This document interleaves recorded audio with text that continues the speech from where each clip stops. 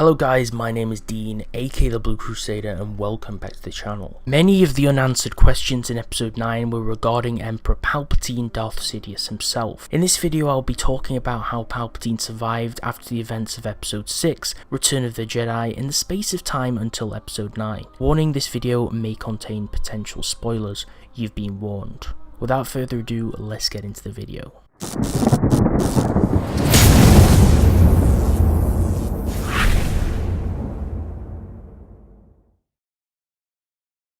For many years, fans presumed Sheev Palpatine, the Emperor himself, to be long dead. As a redeemed Darth Vader threw his master down the Death Star 2's reactor shaft, Sidious was said to be defeated and balance in the Force restored. But in the Rise of Skywalker, we learn of Palpatine's survival. There are many theories of how he survived, but using the material from the films, I will share all of my personal theories. As Palpatine falls down the reactor shaft, I believe he transferred his life essence using the Force essence transfer as seen in the comics. In the line of comics in the expanded universe, now referred to as Star Wars Legends, called the Dark Empire series, the story arc explores the events during and after Palpatine's death. This material is not canon, however its similarities to how episode 9 went are similar. In these comics, Palpatine uses this so-called Force ability I aforementioned in order to transfer his spirit to a clone body after death, something which he successfully does by jumping to multiple clone bodies. What I'm proposing is, what if Palpatine did this in the canon timeline of the movies? Perhaps he transferred his spirit to a temporary body or clone, and then perhaps to his lifeless corpse that could have been retrieved by his Imperial sympathizers working for him. Remember, in the Rise of Skywalker, Palpatine is not only around 120 years old,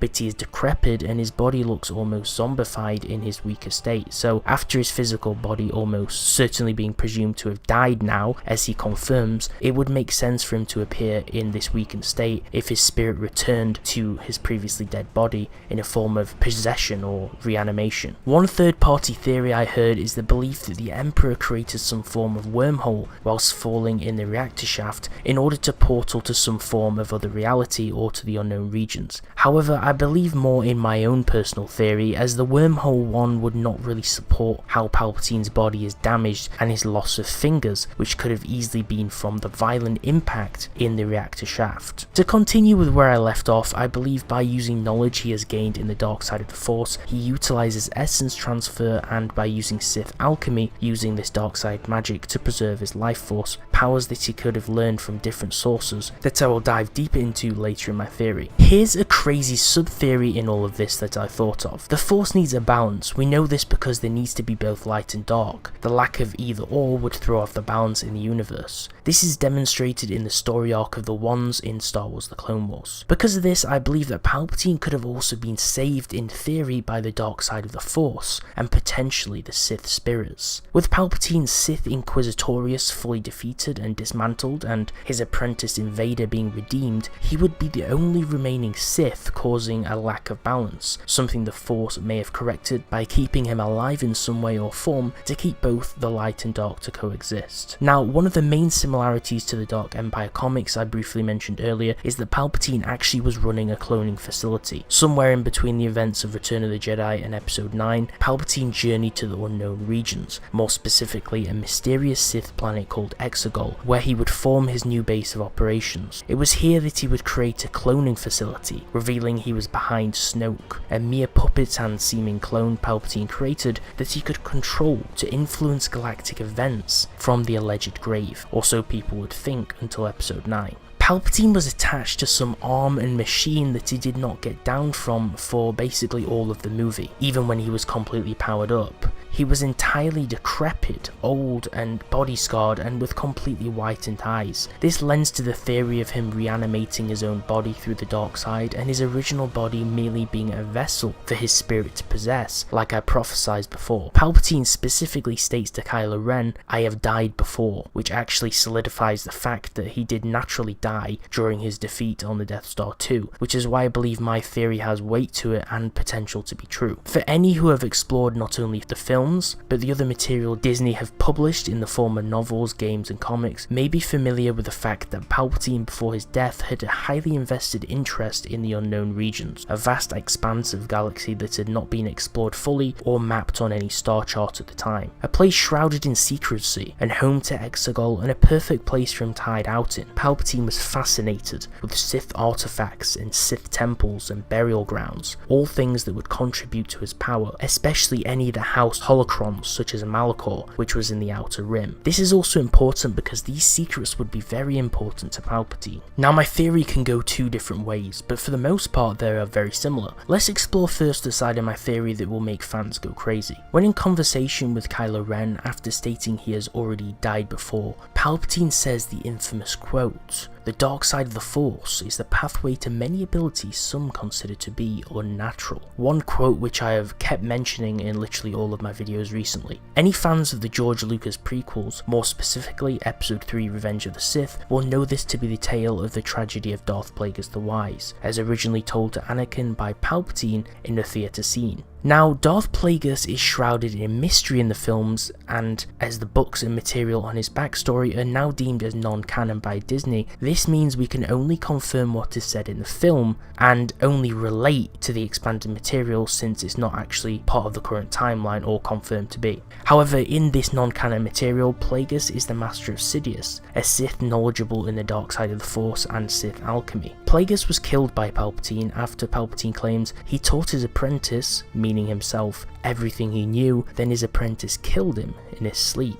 Ironic, he could save others from death, but not himself. This of course refers to Plagueis, who, according to Palpatine, could influence the midichlorians to create life. Plagueis could create life and allegedly save others from death, but could not save himself. This lends to my theory in many different ways. First of all, I will make a separate other video exploring who Snoke was specifically, but Palpatine could have used these teachings from Plagueis to create life by creating Snoke from the midichlorians, whether Snoke was Force sensitive or not, and then used him to clone other bodies and later possess Snoke to tempt Kylo Ren and influence the events in the galaxy, although this is a little bit of a stretch. Now it's interesting as Palpatine claims he is all of the Sith, and that all of the Sith live in him. He tells Rey that in death his spirit would transfer into Rey for him to live on. What I believe is from this information, the past generations of Sith, via the rule of two, would possess their apprentices who succeeded them through killing their master, in order to pass on their full power and influence the next generations of Sith, causing the successor to always be more powerful until the final Sith, Palpatine, was clearly the most powerful Sith to ever live. I think all of the previous generations of Sith inhabited Palpatine's body, granting him immense knowledge in the dark side and power, especially to use such an old ability as the Force Storm, which he uses in the movie to take down the starships, which is an exaggerated and more powerful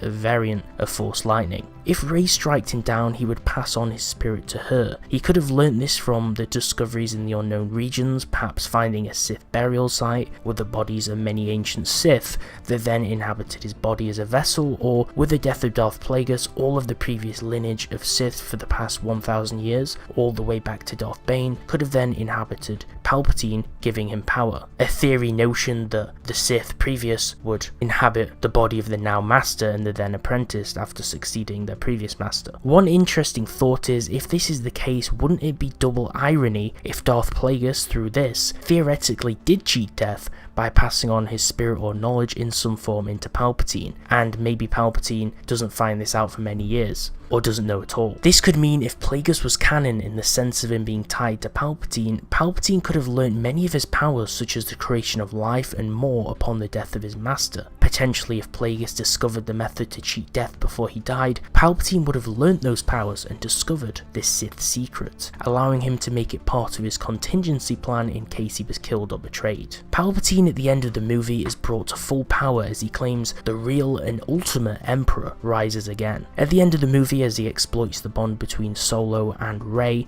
in the Force by draining their life and energy to gain newfound vitality and life within himself. Theoretically, he brings life back into his dead body vessel to make himself alive or mortal again. This could again be the Force correcting itself, since there is only one Sith with Palpatine and two Jedi, which are Rey and Ben Solo. Usually there's two or more Jedi and always at least two Sith, both master and apprentice. So for the Force, this could have brought brought balance to this situation by the Force bringing Palpatine back to full life and weakening the Jedi. Although there is good and bad in the Star Wars universe, the Force as an entity is neutral and only serves to maintain balance. Palpatine could have even drained some of Vader's life as he was electrocuting him in the Death Star 2. It's unclear and just purely speculation. I think I presented a huge theory that you won't currently find anywhere on YouTube, so I hope you enjoyed the video and all of my sub-theories and speculations on Palpatine's survival and backstory and possible reasons why this happened. This is currently all of the information we have on Palpatine's return and how he survived on Exegol as told from Star Wars Episode 9, The Rise of Skywalker, using information and clues from the film and a little brain power on my behalf